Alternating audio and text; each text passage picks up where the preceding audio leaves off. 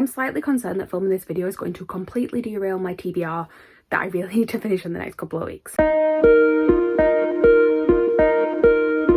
Hi everyone, my name is Chloe, welcome back to my channel. Thank you for being here today. Today's video is going to be the rereading book tag name to be confirmed. I know when Lisa put this video up, she did say that she wasn't sure if this was the name for it, but she doesn't seem to have changed it, so I'm going with it. But yeah, this is a tag that's created by the lovely Lisa from Lisa Does Life. I'm going to link her channel and her original video down below, but basically it's just a tag to talk about rereads. Now she did it as books that she enjoys rereading. I'm gonna change it up just a tiny bit. For each of the prompts that she's given us, I'm going to talk about a book that I have reread, something that I have reached for in these situations before, and also one that I would very much like to reread, which is why I feel like this could derail my TBR, because there are some of these I'm like, oh, I would love to reread those, and that is why I had to pick two for each one, because I was just like, can I choose it if I haven't reread it? So I decided to give myself those limitations. And yeah, there's not too much else to say. We're just going to talk through the prompts and what books I have personally either enjoyed rereading or would very much like to reread at some point in the near future. Now, the first prompt that she had was a cozy reread. So I know Lisa did say this is kind of like cozy fantasies and cozy mysteries and things for her. I struggled a little bit with this because I don't think I read that many books that are generally considered like the cozy books, or I have read them and then just not really loved them that much. But then when I thought about it a bit more seriously, there was one that I have reread, or at least I've reread the first one in this series, that did come to mind, because I would describe this as a cozy sci-fi type story, and that is A Psalm for the Wild Boat by Becky Chambers. There is also Prayer for the Crown Shy, but I haven't actually reread this one yet. I basically reread Psalm for when Prayer came out. So this is about a character called Sibling Dex, and they are a tea monk. So basically they go around to different towns and they make tea for people, and they hear about their worries and concerns and things like that. And one day they come across a robot. So in this world, robots used to live amongst the humans until they sort of left them, like developed their own consciousness and left them. And we're like, we're just going to leave you to it. And one of these robots called Moscap makes contact with the humans again, firstly through Sibling Dex. And basically they have one question, which is, what do you need? And all this novella is just this robot kind of figuring out a little bit about humans, Sibling Dex kind of figuring out a little bit about themselves, and it's just this really cute cozy sci-fi. Like, there's not too much else to say to it. Like, I don't want to go too much into the story of it, because like, I mean, there's not that much story, it's a novella, but also like, I think it's one just to read and enjoy. It's got some lovely characters in here. I love both Sibling Dex and Moscap so much, and yeah, I know this is the one that I've already reread, but I want to reread it just talking about it now. And I do have the audiobooks, so maybe that could be quite an easy reread for me to do, because you know, I haven't actually reread this one yet. But that is my first choice for cozy. My second choice is a book that I would like to reread, and this is one that I only read at the start of this year. And I was looking through sort of what I have read this year the other day, and I realised that I'm not having the best reading year, not necessarily in terms of numbers, although my numbers are a little bit down from usual as well, but also just in terms of finding new favourites. Like, there are only about 2 or 3 books I think that could potentially be on my end of year favourite list. And actually, yeah, there's 2, and they're both in this video. And I feel like nearly halfway through the year I should have more favourites than that, but that's a whole other thing. Maybe I just need to look at what it is that I've been reading lately. But this is one of the first things that I read this year, and I very, very much enjoyed it. It's still stuck with me now, and I do really want to reread it, even though it's been less than 6 months since I read it for the first time. And that is The Undertaking of Heart and Mercy by Megan Bannon. So this is about 2 characters, one called Heart, one called Mercy, and their sort of lines of work means that they have to interact with each other kind of begrudgingly. They don't necessarily get on, but they also both start writing letters to anonymous people. They do not know who they are. You can probably see where this is going. And basically it's about their sort of relationship going through these letters, even though they don't know who each other are. But there is like a fantasy element to it as well, so it is kind of like a cozy fantasy. It is described as, let me read it to you, it's the House and Cerulean Sea meets You've Got Mail in this quirky, refreshing fantasy with a rom-com worthy twist. And yeah, it is very much a You've Got Mail type story that does just have this fantasy element. At one point it does get quite sad. Like, I really thought, like, I was sold on this being like a cozy fantasy book, and I was like, this feels like the stakes are getting quite high right now, but it all works itself out in the end. And yeah, I very, very much want to reread it. So again, derailing my TBR with this video. Let's go. So next up we have fun rereads. I feel like that's pretty self-explanatory. I don't need to explain what a fun reread is. I know Lisa picked like adventure books, and she did say like ones where she didn't have to think about them too much. I mean, one of mine you have to think about a little bit more than the other, but I will explain when we get to it. So first, let me start with the one that I have already reread, and that is Dash and Lily's Book of Dares by David Leviathan and Rachel Kahn. So this one is actually a Christmas book, so I will not be rereading it anytime soon, but I do rewatch the TV show that was based on this book every Christmas, and maybe I'll reread the book again this year. I have read it twice now, I think. There are 3 books in this series, and I think I read the first and the second one again when the third one came out, because there was a bit of a gap between the first and second and then the third one coming out. And basically it is, again, it's about people writing notes to each other. Is this going to be a running theme? I don't think it's in any of the others, but we will see. This is about characters called Dash and Lily, and like I said, it's set during Christmas time, and one of them is very much a sort of Christmas fanatic, one of them very much isn't, and Lily leaves a red notebook hidden in the stacks of the Strand bookstore in New York. Dash finds it, and within that book there are some instructions for things that Dash needs to do, and then he leaves it for Lily to then find afterwards, and it ends up being like a bit of a scavenger hunt between them. They don't meet straight away, they're just sort of leaving this book in random places for each other to pick up, and it is about their relationship building through these notes. And then eventually they're going to meet in person, you know it's going to happen. But it is really, really adorable, and like I said, I really love the TV show adaptation of it as well that's on Netflix, and it's just fun because it is a book of dares. What's not going to be fun about that? I mean, again, it does get like a little bit sadder at some points, like particularly when you get further in the series. Like Lily is the one that is all about Christmas, and she does struggle a little bit at times because maybe life isn't going quite as planned at Christmas during these books, and she sort of loses the Christmas spirit, particularly in the second one. But obviously then that just means that Dash needs to help reignite that Christmas spirit, and that means fun. So definitely a fun book. And the next one I'm going to talk about is one that I say I haven't reread it. I can't remember if I reread it before the second one came out, but I haven't reread the entire series, I do know that. And that is An Absolutely Remarkable Thing by Hank Green. So like I said, this one does require like a little bit more thought to it because it is very, very fun, but also like there's a lot of commentary on things going on in here. There is sci-fi elements going on in here. It isn't just like a fun, no stakes kind of story. Like particularly when you get to the end of this book, like the stakes are very high. But basically it is about a girl called April May who one night stumbles across this giant metal sculpture thing, and she films a YouTube video with it, and then the next morning she wakes up and finds that that video has gone viral because these sculptures have appeared out of nowhere all across the world, and it is seemingly the first contact of some sort of alien race. And then she basically becomes like the face of communication with these aliens, and things go from there, which I'm not going to explain because so much happens. But it's about like this sci-fi story, but it's also told through the lens of somebody who is sort of becoming famous from like a viral video, which it's written by Hank Green, who is a YouTuber, so has some knowledge of how sort of like YouTube and that sort of fame works. And it's a really, really interesting book, but it is also really, really fun, and I would like to reread the entire series because the second one, A Beautifully Foolish Endeavour, which I struggle to say the name of that one, I definitely haven't reread, so maybe I will reread them both. I do also really, really like the audiobooks for these, so that is another possibility of something that I want to reread soon. So next up we have palette cleansers. So obviously these are ones where you just need something to cleanse your palette in between books before starting something new. Now people have different ways of doing this. Some people might read something that's just fun and frivolous, some people might just like to go to like a completely different genre than what they were reading before.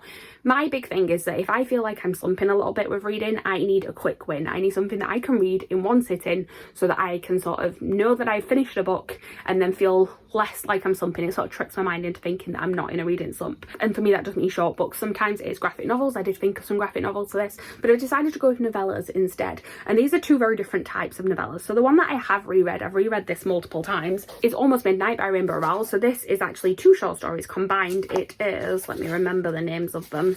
It's Midnights and Kindred Spirits, and these again I believe are both set around Christmas or New Year, but these are short stories. One of them is based around a New Year's Eve party, one of them is based around a midnight screening of a new Star Wars film, and they are just fun and really quick and easy to read.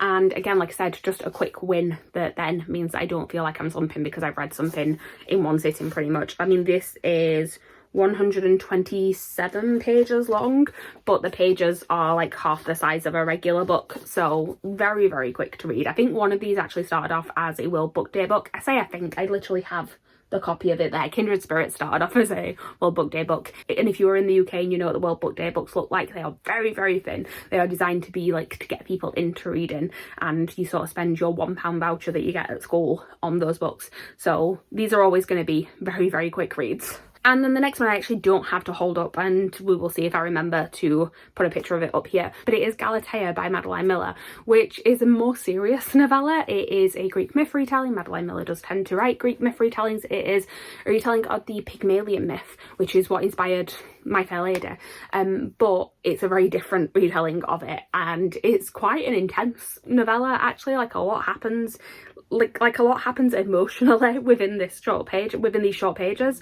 But I actually read it, I was waiting for a concert to start. I'd gone to a concert by myself, and it was in a stadium, and I had to travel, and I got there really early, so I was just like sat outside in the sunshine, and I finished reading Delilah Green Doesn't Care, and I immediately picked up Galatea, and I finished it before the concert started. And it was just like a really well written novella, and I really want to reread it. And it did sort of work as that palate cleanser, because I just read a romance, I went into that, and then I read a fantasy after, so it wasn't quite as like drastic of a shift between books. But yeah, one to recommend. I feel like it's one of the Madeline Miller books that doesn't get talked about a lot. The reason I don't have it to hold up is that the physical copy for it is very similar to Almost Midnight that I just showed you. It's very small, and very small, like shorter than regular books, but also it is fairly expensive, and I think it's gone down in price since it first came out. But when it first came out, it was published in hardback, and I remember it being like the price of a regular hardback, and I'm like, I'm not paying that for how short that is. But maybe I will have to buy it at some point, because I do want to reread it, but I do have the ebook for now, so it is fine. Okay, so the next prompt is a series reread, and I was so tempted to say that the one that I wanted to reread was Robin Hobb, but I didn't, because I know that if I said it on this video, I would then want to do it immediately, and I do not need to be rereading a 16-book series right now. But anyway, let's start with the one that I have already reread, and we'll go from there. So again, this is one where I've actually only reread the first one in the series, but I'm going to count it, because why not? And it is Vicious by V. Schwab. I mean, I've actually reread multiple series by V. Schwab. I've reread this one right here, Dark Shade of Magic, and I have reread This Savage Song as well. I can't remember if I've reread any of the City of Bones ones. I don't think I have, but Vicious was my first V. Schwab book that I ever read, and I really love it. And I reread this one for when Vengeful came out, and I will reread them again whenever we eventually get Victorious is the working title, I believe, for the third one in the series. But this is the story of Victor and Eli, who do some experiments to try and figure out how people become extraordinaries, which is people with superhero powers basically. But you know, that could go two ways. Are they going to be superheroes? Are they going to be supervillains? It's basically those two sort of pitted against each other. Both of them are sort of morally grey characters. I love this so much. It's told in like a non-linear timeline as well, which is one of my favourite things in stories. And yeah, to say that I'm saying I've already reread this, I do want to reread it, because of course I do. But if you do want to reread the Schwab books, so this tag is created by Lisa. Lisa is also one of the hosts of Schwabalong alongside Jem and Tori, and I believe this book is this month's pick, maybe. Like, I could be wrong. What have they've just read Gallant. I'm pretty sure that this is the one for May, so they haven't had the live show yet, and I do very much recommend it. So if you get a chance to reread it before the live show, go ahead. I probably won't, but I will probably watch the live show anyway, because I know it enough that I think I can get involved. Maybe I'll try and reread them both before they get to the Vengeful live show. We will see. And then for a series that I very much want to reread, this was actually the first series that I read in 2021. I read all three of them all in a row, and I've been desperate to reread them since, and I've just been putting it off because I wanted to like give myself a little bit of time away from it. I was also very conscious of the fact that I have lots of books that I haven't read on my shelves, so I stayed away from it. But you know, it's gonna happen soon. It definitely is. It is Daughter of Smoke and Bone by Laini Taylor, as you can probably see from this shelf behind me. I very much enjoy Laini Taylor books. I have reread The Strange the Dreamer duology, but I read that before I read Dosab, so basically I read that a few years ago, and then there was a read along for Laini Taylor books in general, and I read this one for the first time sort of around the same time they were reading those, and then reread Strange the Dreamer to watch those live shows. And I just love this series so much, and also like some of my friends have been continuing with the series recently, and that's made me want to read it more. And it is about a girl called Carew, and I always struggle with the best way to kind of explain this, but let me read the synopsis. Is probably the best way to do it, I say, actually, because I do not want to spoil anything in this. So 17-year-old Carew is a secret even to herself, plagued by the sensation that she isn't whole. Raised half in the human world and half in elsewhere, where she acts as an errand girl to the shadowy Brimstone, Carew has always known she must keep her two lives in balance. She's never understood the dark work of the monstrous creature who is the closest thing she has to family, nor how she came to be in his employ. But now the doors to elsewhere are closing, and Carew must choose between the safety of her human life and the dangers of a war-ravaged world that may hold the answers she has always fought. So yeah, basically she works for this guy called Brimstone, who is more of like a fantastical creature, and she doesn't really know why she has access to their world, and then suddenly she loses access to it and things go from there. And I'm not going to tell you anything else because, like, this book, this one in particular, is a ride. Like, you feel like you know what's happening and then all of a sudden, nope. Just no. So yeah, I feel like it is going to be really interesting rereading it now that I do know what happens. I think it's going to be a very, very different reading experience, and one that I will hopefully have soon. Okay, so the next prompt is emotional rereads, so basically the ones that hit you in the feels. And I definitely knew straight away what I was going to pick for the one that I have reread for this, because I've reread this one quite a few times and I have to be careful when I reread it, and I will explain why when I pick up the book. So it is Turtles All the Way Down by John Green. We've had 2 Green Brothers books in this video, and this is about a character called Asa who struggles with OCD. And when you read the synopsis of this book, it sounds like it is about a search for a missing billionaire, and it is, but it isn't. Like, there is that whole sort of mystery element running through the book, but that's not what this book is about. This book is about Asa struggling with OCD and anxiety and obsessive thought spirals that go along with all that, and the way that the obsessive thoughts are written about in this book feels so realistic to me. Like, John Green himself does have OCD, and it feels very, very realistic. And when I say I have to be careful when I reread it, is because the way that anxiety attacks are written about in here can be quite anxiety inducing. So I have to make sure I'm in like a decent mental health space before I try to reread this book, because otherwise, like, thought spirals, not the funnest thing to read about. But I love this book so much, and yeah, it does make me emotional, because thought spirals, not the nicest thing to read about, but still my favourite John Green book and one of my favourite books of all time, so had to include it in here. I have reread it quite a few times and probably will reread it at some point this year, because I feel like it's just about time. And then for the ones that I want to reread, I have 2, and they are both Meg recommendations, and I blame her completely for the sadness that these books have caused me. So the first one is The Song of Achilles by Madeline Miller. So this is a Greek myth retelling. It is about the story of Achilles and Patroclus and all the stuff that happened like during the Trojan War and all that sort of stuff. If you know the myth, then you know that it's going to get sad, and I knew that it was going to get sad going into it, but I wasn't expecting to cry, because I don't really cry at books that much, but this one got me. And yeah, I read this last year. It was one of my favourite books that I read last year, and would very much like to reread it. There is 2 Madeline Miller books that are featured in this video now as ones that I want to reread, so clearly I just need to do a reread of all of her things. Maybe I'll reread Circe as well.